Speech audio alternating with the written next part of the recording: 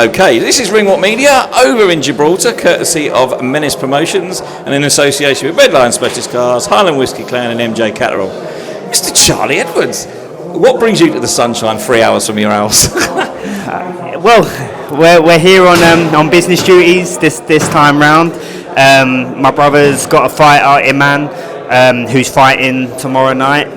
And Sonny can't get out until Saturday. So as you do in the family business, you pull in and you help your brother out. So I'm down here just helping with the manager side of duties and coming down, enjoying the sunshine, and looking forward to a good night of boxing on Saturday. That's it, Man, isn't he? He's a cruiserweight, isn't he? Yeah. He looks. I mean, I've just spoken to him. He's a very confident young man. Very confident young man with a great story behind him, which will probably come out in the next few years at least. And he's a confident young man, a big guy, a strong guy. He is big. And he's also had 2 fights with Pat Brown, who's the big Matchroom signing, who's fighting tonight. He's got a great career ahead of himself, and I'm looking forward to seeing him shine on Saturday night. Well, listen, before we speak anything else, who is this young lady? This is his daughter, is it? What's your name? Sophia. She's down with me as well. Like you said, I'm only 4 hours away from home. Yeah. So it's nice to bring my wife and my daughter down to show them what Daddy does, and not inside the ring, more outside of the ring. Well, listen, let's talk quickly about inside the ring. Last week, didn't quite get the result you want. Very narrow. And, look, we all sat there and watched it. It wasn't the most enjoyable fight, but you had a game plan. You went in there, you executed the game plan. How was that fight for you? Tell me about it. Like I said, I don't feel like I've lost. Do you want to get down? Oh, she's going now. That's it. I don't feel like I lost 2 weeks ago. I felt like I won the fight. We was on an away soil. Steve Gray, a great judge, had me winning the fight by 2 rounds. Yeah. And many people in the boxing world over these last 2 weeks has reached out to me, had conversations with me, and they all thought I won as well. So I don't deem it as a loss. I just build from here, take confidence away from it. I controlled the so-called monster who didn't lay a glove on me. And in boxing, it's about hit and don't get hit, in my opinion. Yeah. And I know it was a stinker to watch. I've watched it back a few times, and it's a very long watch. A few times. But I outpointed him, in my opinion, and I really thought I won it. So I can walk with my head high, full of confidence. And I was on a Frank Warren show. I was on away soil in his hometown. But the people who actually know boxing, and the people who understand boxing for what it is, all thought I won it as well. And it's just like, after the aftermath of the fight was funny because I've had a lot of stick online, but I've joined the Shakur Stevensons, the Sky Nicholsons, the Sonny Edwards, the people that you get called a runner, Floyd Mayweather, you're running, you don't want to fight, where it's boxing, and to join that club of people who can outbox their opponents and not get hit doing so, it's a backwards compliment for me. But like I said, the real boxing people understand and believe I won as well. And it's funny because we know each other reasonably well. I saw you fight week. I've never seen you so focused, like even more focused than the world title fight. It obviously means at this moment in time to you so much more to try and get there and get your end goal, which is another world title. Yeah, 100%, and that's still the goal, and I believe I will do so. I believe that fight will be a blessing in disguise. Maybe I could have been a little bit busier in a few of the rounds, and they're the things that I will add to my repertoire. So next time, even if it won't be close, because I could have made that not close. But I thought I was winning, and it means the world to me. More so than ever. I'm super focused on this sport. I've never lived a cleaner life. I give my heart and soul to it, and I give everything to the sport of boxing, and I will continue to do so because I do believe there's more world titles in me, and it's a very exciting journey to be a part of. I've come from the graveyard, and we're like I said, my 5th fight. In 5 years, that was my first fight in an arena again. Yeah. So for me, it's like I've started. It's like a reborn. It's like I've just started my career all over again. So I really thrived off the moment, and I enjoyed every last minute of it. Well, I always enjoy fight week with you because you're never quiet. You like a little bit of the banter, and obviously Andrew likes a little bit of a chat as well.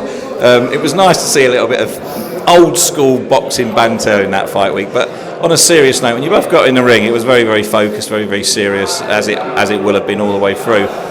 I asked Frank a question in that press conference, which is, does the winner go on for a world title? And he sort of alluded to that was going to be the case.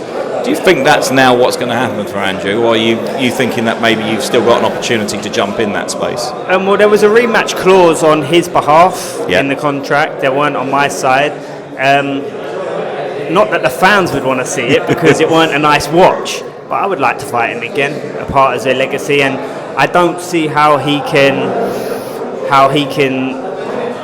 dodge me or not want to fight me again, because he's supposed to be a big knockout artist. He couldn't lay a glove on me, and to be honest, I tamed the monster. It was like I had him on a leash the whole night. He didn't know what to do. He couldn't cut off the ring. It's all well and good saying that I was running, but your favourite fighter or the big monster should know how to cut a ring off and be able to land so-called punches on me, but he couldn't. No. And hopefully one day we will get a rematch. For now, I wish him all the best moving on to that stage. I think the winner of that fight was going on to fight for a world title eliminator against the Mexican who previously held the belt. So that's probably what Andrew will do now, and I wish him all the best in that. We know Nakatani is out there. That's a great fight. It's a great fight, but I believe what I showed, I exposed Andrew. I exposed him in my movement. I exposed him in my IQ in the boxing ring. Had I been a tad bit busier, they really couldn't have took that away from me, even on away soil. So my light's knackered, by the way, as everybody can see. So now we've got flashing lights. I don't know what's going on there. We'll turn it off for a minute. So it is what it is. Like, I wish him all the best. Regarding myself, I've realised even before the fight that I could make super flyweight. So I'm going to drop down to the super flyweight division and make my onslaught in the super flyweight division. I'm going to be a massive, strong super flyweight. You're going to be a nightmare. When you see me in that ring with Andrew, he looked 2 weights above me, and I still could outbox him and handle his monster power. So it's super flyweight's going to be my new division, and we look to be back out in June or July. I'll tell you what, super flyweight division on notice, because you're going to be a nightmare in that division. You're going to be a monster at that weight, aren't I? So. Oh dear, there's some good nights coming ahead, Mr. Great Edwards. Nights. Great nights. It's good to be back, and do you know what? I've been away from it for a very long time. Yeah. Like I said, I hadn't been in an arena for 5 years. Although I didn't get the decision 2 weeks ago for Charlie Edwards, it's brought my name back to the light, and it's been a bit of controversy again in my career. So it's made my name bigger than it's ever been. So there's going to be big nights ahead of me. Well, listen, as a boxing man, I like good boxing, and I appreciate that sometimes what the public see and like doesn't necessarily mean it's wrong. So although that fight wasn't great, I can understand why it was how the way it was. And this, we're challenged here with the noise, aren't we? I can understand it too. Entertainment factor. I am a boxing fan, a fight fan. I watch it back. It wasn't the most entertaining fight, hands up. But I'm also a smart professional boxer with a good IQ, and for me to go in there with Andrew Cain, who looked 2 weights above me, and stand there and have a fight with him, it would have been the stupid thing to do. However, I outboxed him, and it's a boxing ring for a reason. If you want to see pub fights, go on a night out and get pissed up. You'll see plenty of it. Well, listen, I appreciate your boxing IQ, and I like the fact that there's going to be some really good fights ahead, especially in that division. I mean, there's a few names there that I'm already thinking, and I'm sure you already are thinking. Already on the radar, mate. Well, listen, Gibraltar, I hope your man does well. It's thank you. Lovely to see you and your family down here together, as always, mate. And let's hope the sun keeps shining. We can have a couple of orange juices and enjoy the fights on Saturday. That's it, lovely, nice one, and thank you for everyone for continued support. And make sure you tune in. We've got Pat Brown tonight, but we've got Iman tomorrow night, and they've had 2 fights, and Iman's had him on the back foot in them fights. So make sure you tune into both, because it's a future big fight out there. Setting up a clash already. Nice to see you, Charlie. Thank you, mate.